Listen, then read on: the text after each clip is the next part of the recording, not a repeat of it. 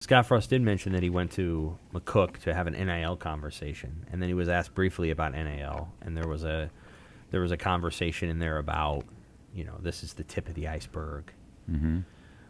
You've done reporting on NIL through the ABM story. I've talked to 5 or 6 people for a story that we're going to run in the World-Herald on Sunday.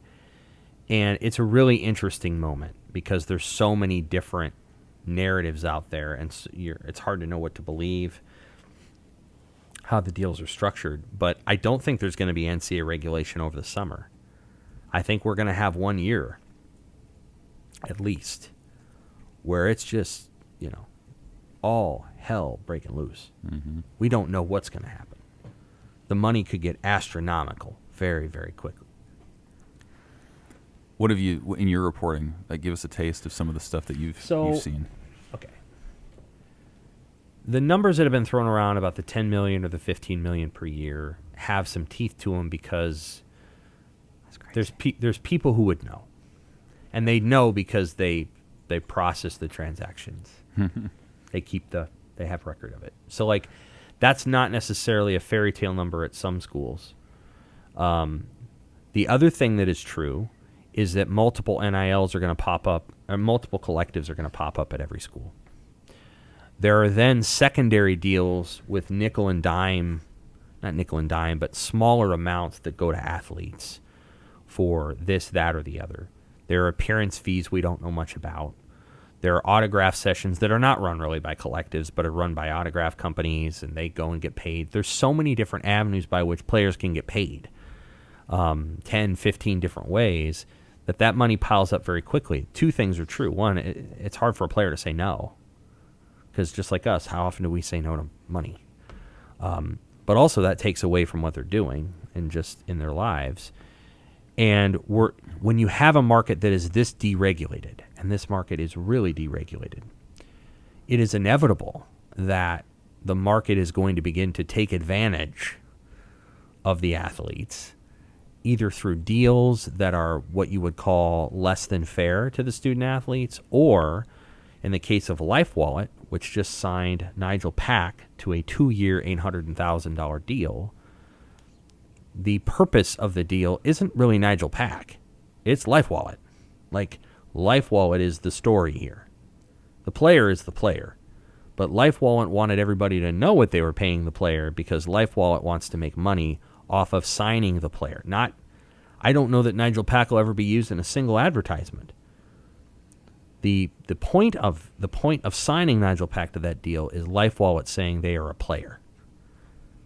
Be a part of LifeWallet, Miami fans, because we are a part of Miami. It's become very quickly less about the name, image, and likeness of the student athlete, and much more about the name, image, and likeness of the brand that wants to buy the student athlete. And that story could reverse. That's one of the challenges.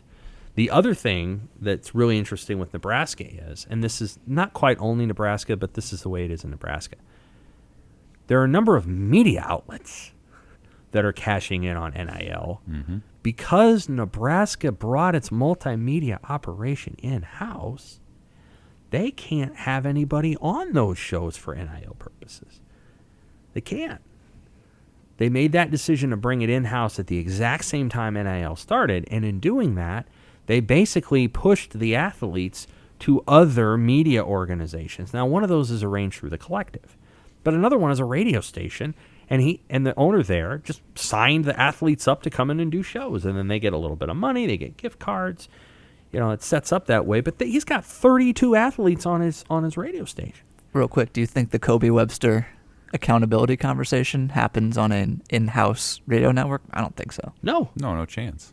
No, I don't. And to be clear, I've listened enough to these radio shows now on 93.7 to know that conversation is not being replicated across 32 athletes. No.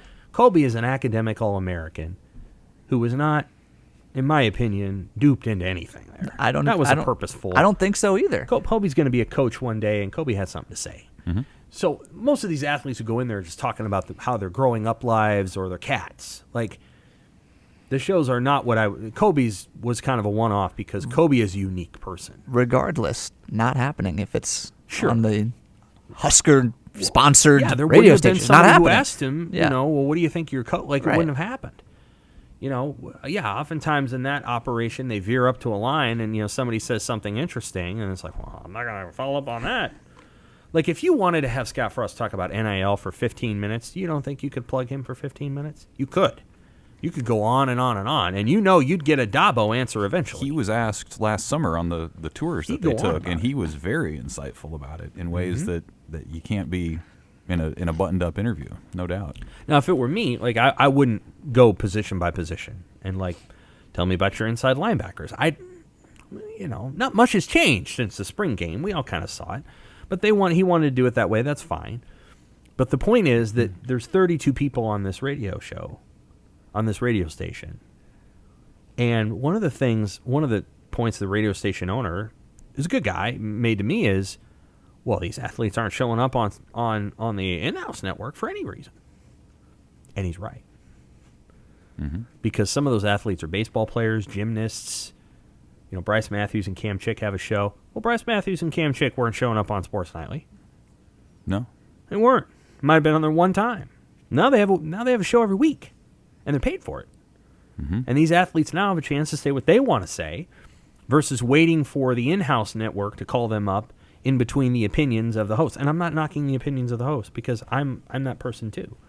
But the radio station owner made a really good point in saying this is the first time that a lot of these athletes have ever even had this. Because a lot of us don't even interview the gymnast. We don't. Right. So it's a market. It's a new thing. And whether or not it makes the radio station any money, I don't really know. It's not really my business. But the point is, it's a platform for the athletes, and they make a little money. The other part that's interesting to me, too, is you talk about money. I mean, that's where the power is. And when we're talking even about portal recruiting and high school recruiting, like, this is not the coaching staff going to these players with monetary figures. This is not the athletic director or Nebraska officials. The purse strings are being held by collectives and individuals outside of the purview of the athletic department. That's and maybe they work together, but they don't work for each other, and there's no accountability there. And so they don't have to work together. They don't. That's and so who really do you want to be in this kind of power dynamic? I think I'd want to be the guy who's got the purse strings, right? Like that's where the power is. And because of, in this case with Nebraska's in-house media rights, but in a larger sense, the fact that schools cannot have oversight over their own NIL workings, it's shifting the power dynamic in really fascinating ways where some of your biggest movers and shakers now are no longer within the athletic department of the football program.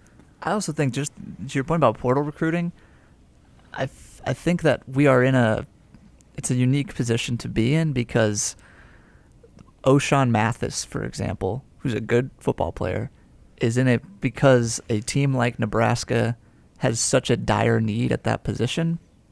They are incentivized to mobilize the NIL troops in a way that they wouldn't for an average recruit. Basically, like, I could envision a world where O'Shawn Mathis is getting quarterback recruit money somewhere because that team just really needs a pass rusher at that time. I think that dynamic is interesting as well.